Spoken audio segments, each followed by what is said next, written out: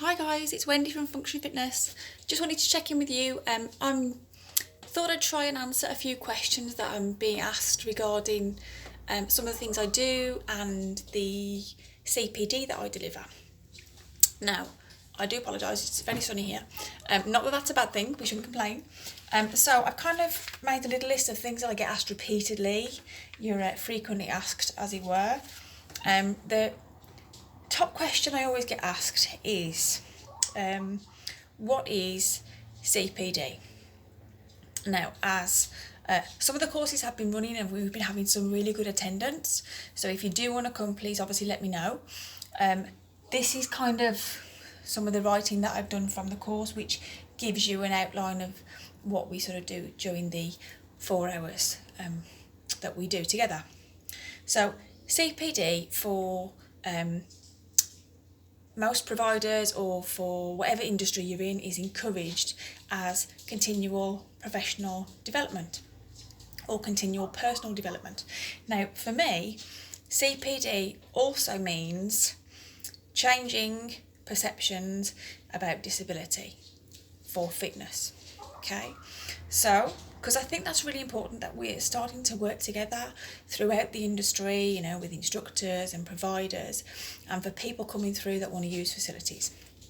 Now, top question I always get asked is, why should I bother? Well, if we look at it, the fitness industry is bigger than ever. We have something like 700 gyms across the country, or 7,000, whatever, however many it is. But if you ask yourself and you type in online how many of those are inclusive, there will be a handful that come up, literally a handful. Within the West Midlands, where I am, if you type in IFI, which is the Inclusive Fitness Initiative for gyms, we have 3 come up in the whole of the West Midlands. That's 3. So out of hundreds of gyms, that is 3 that are happy to say, we'll spend the extra money, we'll put in the extra equipment, and we'll be positive and say we're inclusive. So, you know, they want you to go to them. They are in Albury, Cannock and Birmingham. And yes, there are lots of other gyms and they all are trying to include everybody as much as possible. So that's why we should be bothering, because we should be starting to integrate with more people and welcome them and be more confident with working with them. So that's a biggie for me. Why we bother is because everybody is important. 1 in 5 people now will have some form of disability. It doesn't mean that you can see it. It may be they have diabetes or a medical condition. It may be something they don't want to disclose to you. Doesn't mean it's not there. It means that they're living with it every day and they're working through things the best they can. Another question is, we already do this. Well, yes, we do to a point. Absolutely, we do. But I think it's more about us understanding the need for things to be a little bit different as well for inclusive, not just adapting all the time. When we're adapting, if you look up the definition of adapting, it actually will be offered as an alternative. So say, for example, if you go to Tesco and you do your online shopping, there are other providers obviously, and they'll say we'll send you an alternative if it's not in stock.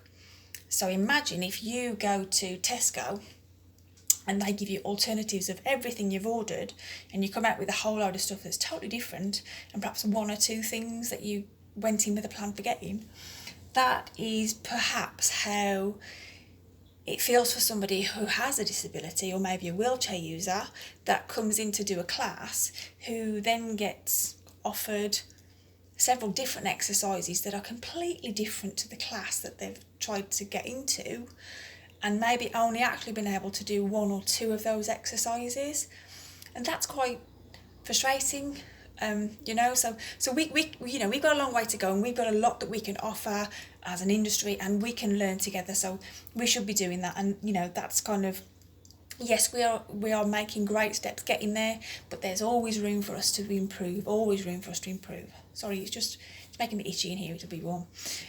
Right, so you know, there's lots of things that we can be doing. There's lots of fitness providers putting things in place to encourage that, I myself included, because I do feel it's important. Now, myself as somebody having disability, I'm in a unique position that I can see both sides of it, as a customer who wants to come and do classes, and also as a fitness instructor who delivers group exercise. Now, often it's insinuated that I only teach disabled classes because I have disability. Absolutely not the case. I still deliver regular classes for timetables. I do aquafit, and yes, okay, I can't manage all of it, but as an instructor, you deliver the exercises you'd like other people to do, and you lead, but it's up to the individuals to exercise at their level. That's never going to change. That's something that will always be the case. But certainly, it doesn't mean that just because an instructor is known for something or has something like a disability, it doesn't mean that is the only thing they can do. And that very much should be how we see people when they come through the door as customers. So the other one I always get asked is, what makes this any different to any other? So there are several things that I like to ask and cover, including, you'll have the basics of what you're going to take away from it. And absolutely, you will have things that you can use straight away. We'll practice those during the session. We'll do them in practical sessions together. We'll do them in written format. So we'll have conversations and engage about things that are being questioned, or queries, things that are not quite there. And I will introduce you to what I call my ABLE scale, which is SCALE. Now, one element of that is about confidence. Now, you're probably thinking, I'm confident, but it's not always about the instructor. We should be able to look at it from both sides. So the confidence of somebody coming into the building, it may be the first time they've ever been into a fitness facility, or even making that original phone call, and the confidence that they have may be based on a previous experience, that they've perhaps been told they can't jump about and they can't move and they can't do this and they can't do that, but they're at a point where they want to do something and they are able to get in. It's just that they're very much aware that perhaps they're going to struggle to get out of a wheelchair, or they need to bring a walking stick, or might need to bring somebody with them just to help them along. And there shouldn't really be a problem with that, and there isn't. It's just that sometimes their confidence isn't necessarily where it may be if you were fully abled. But even as a person who's brand new to exercise, wouldn't you agree that when a brand new person comes to exercise, they're going to be at the back of the class because they don't want to be seen and they're trying to hide out the way? And we've all done it. I've done it. I do it now when I go to classes because we like to be out the way and inconspicuous. But imagine if, like me, you go to a class and you're the only person who has a walking stick or has a wheelchair or who can't jump up and down, and it's just you. So your confidence levels are a little bit wobbly. But if the instructor can say to you, hey, yeah, you can do everything, sitting, standing, no drama, that's exactly what I want people to see.